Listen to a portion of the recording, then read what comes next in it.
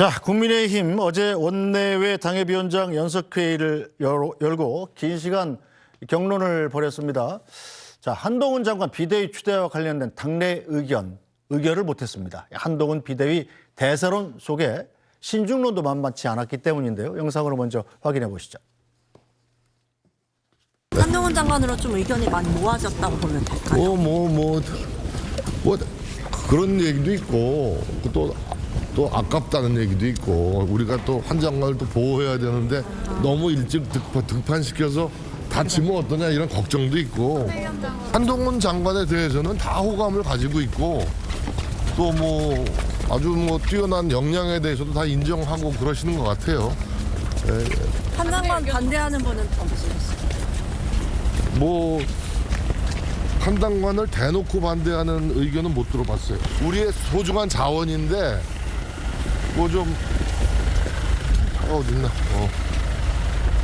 조기 등판에 대한 걱정이 있죠. 대통령의 위기 상황에서는 아끼는 선수 없이 그냥 가장 국민적 인지도, 대중성이 있다면은 그 선수를 제일 먼저 세워야 되지 않느냐.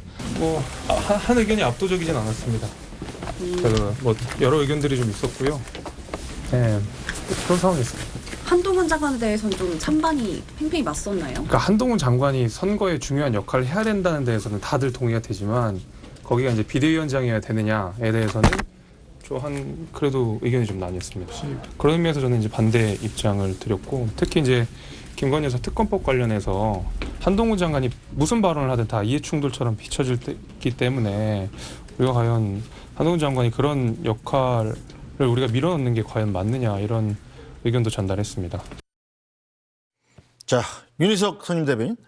자, 이 회의에 참석했던 분들 의견이 다들 제각각인데 일단 한동훈 장관이 총선에서 역할을 해야 된다. 여기에는 다 동의를 하지만 이게 비대위원장이냐 선대위원장이냐 뭐 전국구 출마냐 여기에 대해서 다 갈리는 것 같아요. 윤 대변인은 어떤 입장입니까? 뭐 제 입장이야. 당의 입장을 대변하는 사람이니까 제 개인의 뭐 생각이 중요한 건 아니고 일단 이 정도까지 왔으면 정화성 논설위원께서 말씀하셨다시피 한동훈 장관은 이미 호랑이 등에 올라탄 셈이 된 게 맞습니다. 한동훈 장관을 놓고 한동훈 장관을 비대위원을 할 거냐 아니냐 이 논의를 어제 세게 하지 않았습니까? 결론적으로 한동훈 위원장을 비대위원장으로 세우는 것이 옳다고 말씀하신 분들이 많은 걸로 돼 있고 또 시간이 너무 많이 지나면 한동훈 장관을 저희가 아끼는 입장인데 그 아끼는 한동훈 장관이 또 상처를 입을 수도 있기 때문에 이제는 한동훈 장관이 비대위원장 되는 그 과정, 절차를 밟는 과정이다. 이렇게 보는 게 맞다고 봅니다. 네, 어쨌든 뭐 강감찬 장군한테 임진왜란 때까지 싸워달라고 할 수는 없지 않냐 뭐 이런 얘기도 하시더라고요. 자, 아껴서 나중에 쓰는 게 나은 건지 아니면 아끼면 뭐 된다 이런 말도 있지 않습니까? 지금 쓰는 게 나은 건지 정세 판단을 하면 어때요? 그만큼 그런 얘기가 나올 만큼 지금 저희의 상황이 안 좋다. 굉장히 위험한 상황이라고 저희 모두가 느끼는 겁니다. 한동훈 장관을 물론 뭐 선대위원장으로 하는 의견도 일리가 있고 또 비대위원장을 하자는 논리에도 다 합당한 이유가 있겠지만은 지금 당장이 훨씬 더 중요하다고 보는 분이 더 많다는데 의미가 있는 거 아니겠습니까? 저희가 다 의견을 듣고 윤재욱 대표는 전당대회에 준하는 절차를 거쳐서 비대위원장을 결정하겠다 이런 얘기까지 했어요. 내일 당 상임고문들께도 의견을 듣고 또 당원들의 의견까지 수렴하는 과정까지 거쳐서 결정을 하겠다고 한 것이기 때문에 결국 이 정도 진행된 상황을 보면 빨리 한동훈 장관을 전면에 등장시키는 것이 당을 위해 낫다고 당 전체가 판단한다 이렇게 봐야 되겠습니다. 네, 자 서영주 부대변인. 민주당에선 한동훈 장관이 비대위원장 되면 땡큐지 한나 땡 이런 얘기가 나오던데 이것도 왜 그렇습니까? 그러니까요. 내심을 다 들켜버렸네요. 그런 걸 좀 숨겨놓고 표정 관리를 해야 되는데 저도 얘기는 했습니다. 근데 기본적으로 그렇습니다. 지금 현재 강서구 재보궐선거의 참패, 결국에는 이제 수도권 위기를 방증하는 거거든요. 그리고 나서 국민의힘이 뭘 했습니까? 혁신위를 태동시키고 나서 김기현 2기 지도부 체제가 왔는데 다 망가졌어요. 그리고 나서 이거를 수습하기 위해서 결국에는 법무부 장관에 있는 한동훈 장관, 윤석열 대통령의 가장 아끼는 복심이라고 할 수 있는 분이 와요. 소통령이라고도 했죠. 그러면 결국에 이건 뭐냐면 수도권 민심이나 국민의 민심이 윤석열 대통령의 정권 심판론이 높고 행정부도 대통령이 검사 출신, 입법부의 집권여당의 당대표도 검사 출신. 이랬을 때는 선거를 치르기가 명확한 구도가 생기는 것이죠. 정권 심판론을 굳이 만들지 않아도 국민의힘은 스스로를 정권 심판론에 올려놓고 싸우는 것입니다. 그런 측면에서는 땡큐라고 하는 것이고 예를 들어서 한동훈 장관이 신선하고 개인으로서는 어떤 아이돌급의 어떤 뭐 팬덤을 형성했다 하더라도 인기만으로 당을 이끌 수 있는 건 아니거든요. 그럴 것 같으면 이정재 씨 데려다가 비대위원장 시키죠. 그렇지 않겠습니까? 그러니까 예를 들어서 지금 국민의힘의 어떤 이 움직임을 보면 김기현 대표 체제는 윤석열 대통령이 세운 대리점이었다면 한동훈 장관은요 직영점입니다. 직영점. 네, 직영으로 관리하는 거예요. 그러니까 달라진 거는 하나도 없습니다. 결국에는 용산의 어떤 영향력이 국민의힘에 대해서 더 강하게 됐을 뿐이기 때문에 민주당 입장에서는 고마울 수밖에 없다라는 얘기를 하는 것 같지만 또 이것도 마냥 고마울 수는 없는 게 한동훈 장관이 와서 갑자기 반전을 꾀하는 어떤 태도들을 보인다.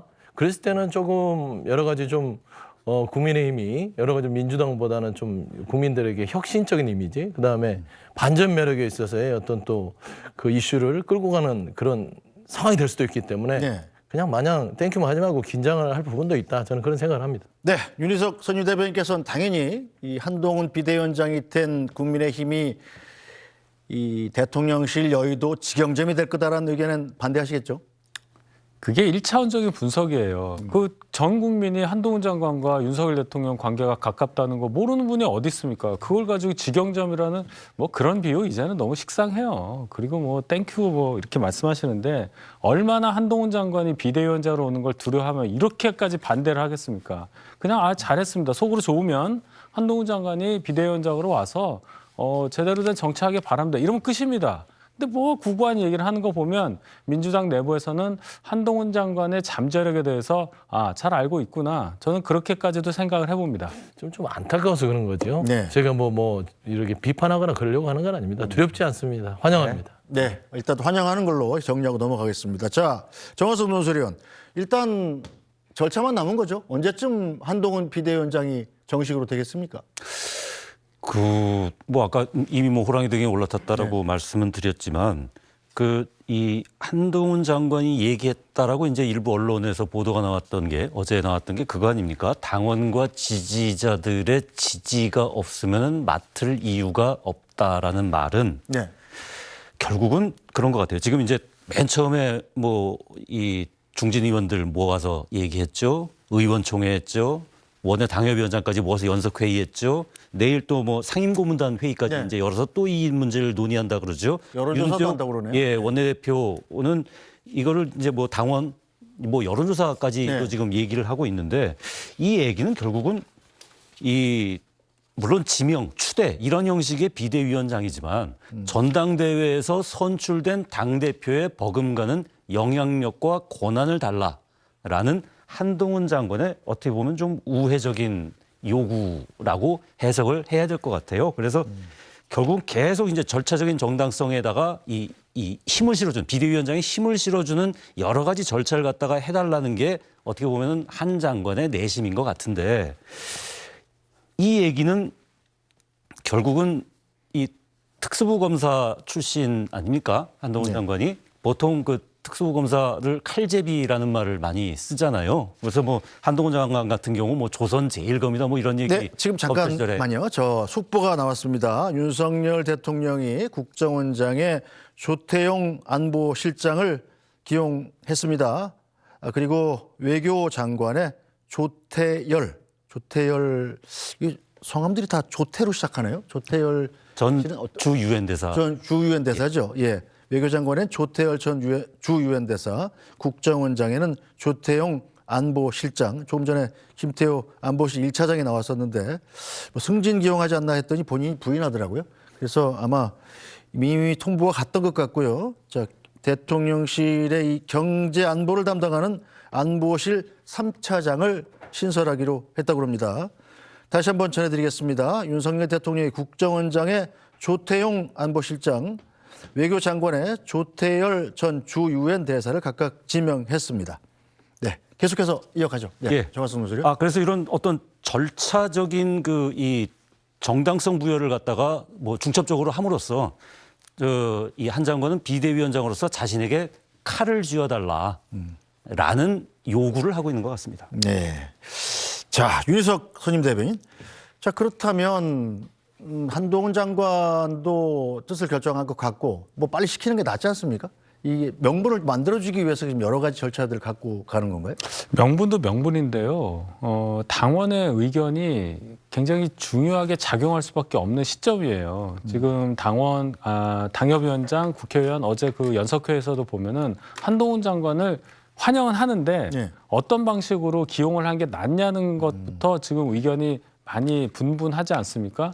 이 의견을 하나로 모으는 작업이 필요합니다. 명분을 주기 위해서 그냥 요식행위로 이 사람 만나고 이 사람 의견 듣고 한다는 얘기가 아니라 그만큼 정교하고 정치하게 이 과정을 밟아야 한동훈 장관이 비대위원장으로 오더라도 그에 맞는 권한, 그에 맞는 권위를 갖게 되는 겁니다. 저희가 비대위원회를 굉장히 자주 설치해서 지금까지 운영을 많이 했는데 예를 들어 지난해에 주호영, 정진석 비대위 출범을 할 때 이런 과정이 그렇게 정교하게 진행됐다고 보기 어렵습니다. 그래서 또 중간에 많은 얘기가 있었죠. 이번에는 그럴 수가 없습니다. 총선을 이제 석 달 반 정도 남겨놓고 있는 상황에서 이 비대위가 정말 제대로 쓰고 이 비대위를 중심으로 해서 총선 준비해야 총선을 승리할 수 있기 때문에 조금 늦는 감이 있다 하더라도 밟을 건 밟고 그런 절차 다 해야 한다 이렇게 봅니다. 네. 자, 한동훈 장관 정말 비대위원장이 된다면 가장 첫 번째 시험대는 아마 야당이 내세운 이른바 김건희 특검법 대응이 될 거라는 전망이 나옵니다. 한동훈 장관 입장부터 들어보겠습니다. 김건희 특검법 풀이라는 거 관련해서 입장이 그 문제는 국회에 넘어온 것이니까 제가 입장을 낼 문제는 아닙니다. 다만 제가 그냥 생각하는 걸 말씀드리죠. 첫째, 법 앞에 예외는 없어야 합니다. 그리고 국민들이 보시고 느끼시기에도 그래야 합니다. 둘째, 다만 그 법안들은 정의당이 특검 추천하고 결정하게 돼 있죠. 그리고 수사 상황을 생중계하게 되어 있는 독소 조항까지 들어있죠. 무엇보다 다음 총선에서 민주당이 원하는 선전선동을 하기 좋게 시점을 특정해서 만들어진 악법입니다. 그런 악법은 결국 국민들의 정당한 선택권을 침해하는 문제가 있거든요. 그런 점을 충분히 고려해서 국회와 국회 절차 내에서 고려되어야 한다고 생각합니다. 이번에 김건희 여사 명품백 수수 의혹에 대해서 언론에 잘 아까 물어보셨잖아요. 그때도 물어보셨죠. 잘 모른다고 하셨는데 그때도 물어보셨잖아요. 예. 민주당이 기자님도 저번에 말씀하셨지만 민주당이 저한테 꼭 그러고 물어보라고 시키고 다닌다고 그러던데요. 여러 군데다가 공개적으로. 그런데 저는 이걸 물어보면 제가 왜 곤란할 거라고 생각하는지 잘 모르겠습니다. 민주당이야말로 자기들이 이재명 대표 옹호하는데 바쁘니까 저도 그럴 것 같다고 생각하는데요.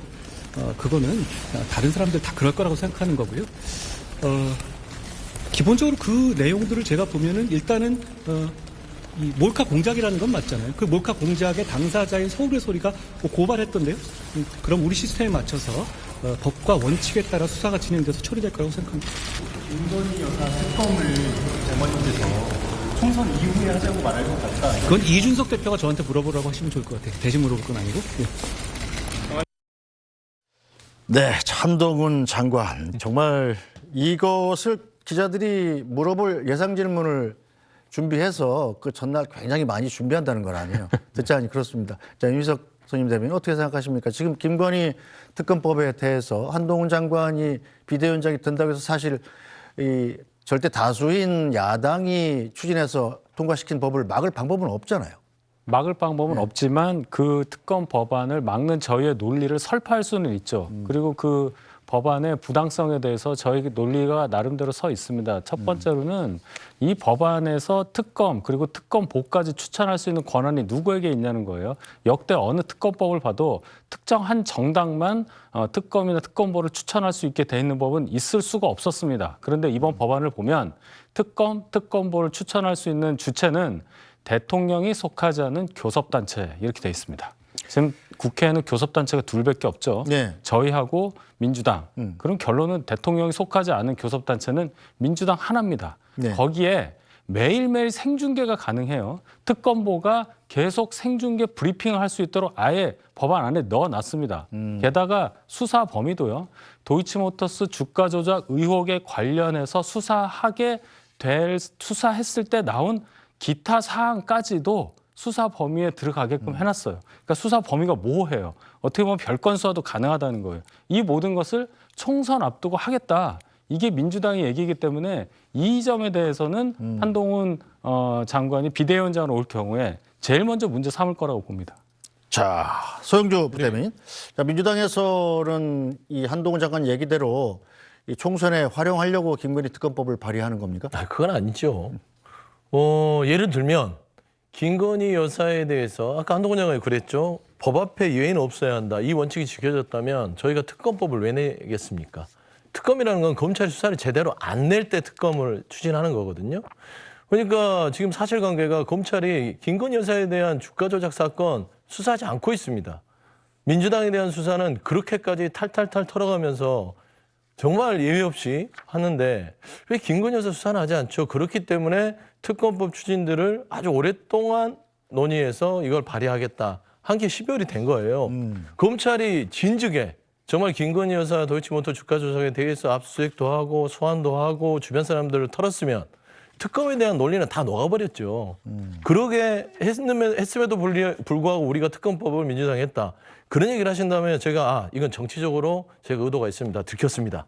이렇게 얘기할 것 같은데 그게 아니에요. 순차적으로 가는 것이고 유독 그 한동훈 장관이 약해지는 부분이 있습니다. 모든 면에는 다 강해요. 네. 특히 민주당이 강하고 그다음에 특히 이재명 대표가 강하죠. 그런데 가장 약해지는 사람이 있습니다.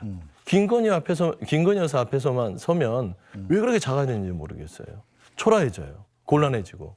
그런 부분에 있어서는 지금 주장하는 바들이 그 한동훈 장관의 어떤 영상을 보셨겠지만 하나하나 한동훈 장관답지 않아요. 곤란해하고 주저하고 답이 애매모호하고 그런 부분에 있어서는 정말 본인이 말한 대로 법과 원칙에 따라서 법을 집행하는 어떤 그런 소신을 지킬 것인지 비대위원장 가서는 오면 그거를 결정해야 될 자리입니다. 이제는 이 정도 말로는 안 돼요. 특검법을 한다, 안 한다. 이런 결정의 시간이 오기 때문에 그 부분에 대해서 입장을 분명히 해야 된다. 김건희 여사한테는 왜 약해진다고 생각하세요? 모르겠습니다. 그게 대통령의 배우자이기 때문에 그런 것인지 가장 존경하는 대통령이잖아요. 사석에서는 형님이라고 한다는 대통령이고 그러면 형수 아니에요. 그러니까 패밀리 비즈니스인 것이죠. 그런 오해로 따지면. 그랬을 때 김건희 여사의 특검법은 정치적인 세법이 있다 하지만 두 번째 보십시오. 명품법은요. 지금 나를 곤란하게 하는 질문 아닙니까? 하지만 벌써 대답 자체가 곤란하지 않습니까? 그러니까 다 보셨어요. 내용을 알아요. 그런데 그걸 함정수사로 알고 있습니다. 그런데 명품백 받은 행위에 대해서는 입장 발표를 안 합니다. 이게 바로 한동훈 장관이 갖고 있는 딜레마다. 그러니까 비대위원장이 되고 나면 특검도 특검이지만 명품백에 대한 입장도 분명히 해야 되기 때문에 저는 이 부분에 대해서 대통령과 어느 정도 합을 맞추고 비대위원장을 올지 좀 지켜봐야겠다 좀 말씀드리겠습니다. 네, 정화석 논설위원은 어떻게 보십니까? 지금 야당이 김건희 여사를 사실 집중 공격 대상으로 삼아서 그 부분을 집중 공격할 게 지금 불보듯 뻔한 상황이잖아요. 한동훈 장관, 한동훈 비대위원장은 어떻게 대응을 해야 될까요? 오늘 그 국회 앞에서 얘기한 거에 상당히 많은 부분이 들어있다고 생각을 하는데요. 일단은 법 앞에 예외는 없다. 국민 눈높이에 맞춰볼 때 거기에 따른 예외는 없다. 이 얘기는 이게 김건희 여사 특검법이든 무슨 여사 특검법이든 그것이 중요한 게 아니라 독소 조항이 있는 악법이기 때문에 반대한다라는 뜻이거든요. 그 얘기가 결국은 독소 조항이라는 게 아까 한동훈 장관 얘기한 거는 이 특검 추천을 사실은 야당들이 다 한다라는 부분. 그다음에 계속 특검 브리핑을 통해서 이 선거 때까지 계속 그거를 이슈가 될 수밖에 없다. 김건희 여사 얘기가. 이거는 이 선거에서의 뭐 국민의 선택권을 방해하는 일이라는 이제 그런 의미를 갖고 있거든요. 그래서 어떻게 보면은 비대위원장에 대해서 이 부분이 굉장히 곤란할 부분일 텐데요. 당장 이제 28일 날 이 김건희 여사 특검법이 이제 이제 투표를 하게 되면 네. 곤란해질 텐데 일단은 그럴 것 같아요. 그러니까 그런 독소 조항을 어떤 여야 합의를 통해서 없애는 게 가능하다면 특검법을 받아들일 수 있다. 이건 뭐 이준석 전 대표가 이 비슷한 얘기를 한번 한 적이 있었는데 결국은 선거 때까지 이게 선거용으로 이 소비되는 것을 막는 그리고 여야가 합의로 그걸 넘기는 상황에서 할 수 있다라는 건데 이거는 사실은 야당이 받아들이기가 쉽지 않을까 싶은 생각은 들어요. 예, 뭐 네. 선거를 앞두고 그렇지 않습니까? 네. 그리고 명품백 같은 경우는 좀 약간 피해가는 부분은 있는 것 같습니다. 이게 뭐 지금 하여튼 중요한 두 가지 소재가 저거 이 어쨌든 몰카 공작이라는 아까 몰카 공작이라는 표현을 썼지만 몰카 공작이라는 그 문제가 하나 있고 또 하나는 그럼에도 불구하고 받았다라는 그 부분에 대한 논란이 있는 거 아닙니까? 근데 그 중에 몰카 공작만을 얘기하고 나머지는 좀 회피해가는 모습이 한 장관도 좀 곤혹스러운 측면이 있지 않나라는 좀 느낌은 주고 있네요. 일단 법적으로는 지금 김건희 여사한테 서울의 소리 그분이 이 백을 주는 장면을 몰래 찍어서 낸 것은 명백히 위법한 부분이고 그런데 이 김건희 여사가 고위공직자 부인으로서 그걸 받는 것은 도덕적으로 지탄받을 수 있는 일입니다만 법적으로는 그게 처벌 조항이 없다면서요. 저도 그렇게는 알고 있습니다. 그래서 오히려 준 사람은 처벌하게 돼 있다면서요. 예, 일단 제가 파악한 건 그렇습니다. 저도. 네. 예, 그렇다면 민주당에서는 오히려 법적으로는 어떻게 봐야 되는 겁니까? 그걸 문제 삼아야 되는 겁니까? 문제 삼지 말아야 됩니까? 적인 부분보다는요. 그러니까 가장 대한민국 최고 권력자의 배우자가 이렇게 아무렇지도 않게 그런 고급 명품백을 받았다는 거. 그리고 그 받는 와중에 어떤 배경인지 인사 개입이 있었던 것인지 아니면 국정 개입이 있었던 것인지 여러 가지를 조사를 해봐야 된다는 것입니다. 그러니까 예전에 YS 아들분도 그런 일 때문에 어떤 그 형을 사셨죠. 그때도 친한 친구가 몰래 찍어서 그런 부분들을 알렸어요. 그러니까 정치적인 책임 부분에 있어서 그게 확인이 되면 법적 책임으로 갈 수 있는 것이거든요. 이건 국민들은 대단히 관심을 갖고 있습니다. 그렇기 때문에 이거는 비단 없는 사실을 알렸다면 저희가 음모론이겠지만 이미 영상에 확실하게 드러났기 때문에 이 부분은 굳이 피할 필요가 없다라는 차원에서는 좀 클리어하게 가는 게 좋겠다. 나는 좀 주장을 하는 거죠. 제가 한 말씀만 드리면 방금 한동훈 장관 얘기 중에 다 답이 나와 있어요. 민주당에서 지금 답변이 애매하다. 좀 입장이 좀 곤란해 보인다고 하는데 그렇지가 않아요. 그렇게 1차원적으로 보시니까 분석을 반대로 하는 거예요. 법과 원칙에 따라 한다고 그랬어요. 이것만큼 엄중한 얘기가 어디 있습니까? 민주당은 법과 원칙을 자주 무시하기 때문에 그걸 아무렇지도 않게 생각하시는데 법과 원칙대로 한다는 말보다 더 무서운 말은 없는 거예요. 법 앞에 누구나 평등하다는 말까지 했습니다. 그러면 한동훈 장관이 한 말에 책임지고 할 거예요. 그대로 보시면 되지 이것을 꼬아서 대통령한테 형이라고 한다느니 패밀리 비즈니스라는 말까지 그렇게 하는 것은 굉장히 과한 비판이고 그렇게 하실 필요 없어요. 결과 보시면 됩니다. 패밀리 비즈니스는 민주당이 더 많이 한다는 말까지 제가 하고 싶은데 여기서 참겠습니다. 아닙니다. 뭐 안 참으셔도 되고요. 제가 말씀드리는 거는 이거예요. 그러니까 법과 원칙에 따라서 하시면 좋지요. 그러면 한동훈 장관 더 박수 받을 것입니다. 그런 조언을 드리는 겁니다. 그러니까 법과 원칙이 상대에게만 가혹하지 말고 본인한테도 엄중하게 책임을 물었을 때 이게 국민들이 봤을 때 정말 첫 번째 법과 원칙에 따라서 이 나라가 작동하고 있구나 느끼는데 너무 권력 앞에는 작은 모습을 보이는 것들은 한동훈 장관 첫 정치권의 입문인데 처음부터 큰 스크래치 그러니까 기스가 날 수 있기 때문에 그런 부분들을 잘 고려하셔라 라는 얘기입니다. 네, 김건희 여사 관련 건을 한동훈 비대위원장이 된다면 어떻게 처리할지 여권 내부의 시각도 좀 들어보겠습니다. 자, 유상범 대변인 그리고 여권 내부에 대해서 항상 비판을 가차없는 비판을 내놓는 국민의힘 전 대표 이준석 전 대표에게도 같이 듣겠습니다.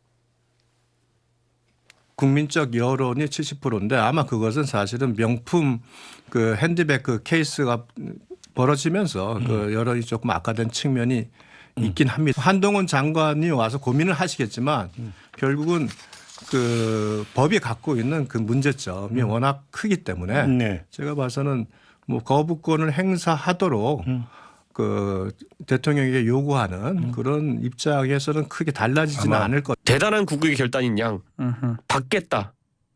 하지만 수사는 정쟁을 피하기 위해 가지고 총선 뒤에 하자라고 역제안 던지는 척할 겁니다. 근데 그 민주당이 콧방귀도 안 끼겠죠.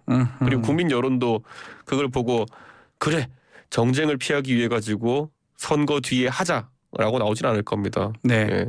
그렇게 따질 거면 민주당 수사도 그렇게 하자 그러지.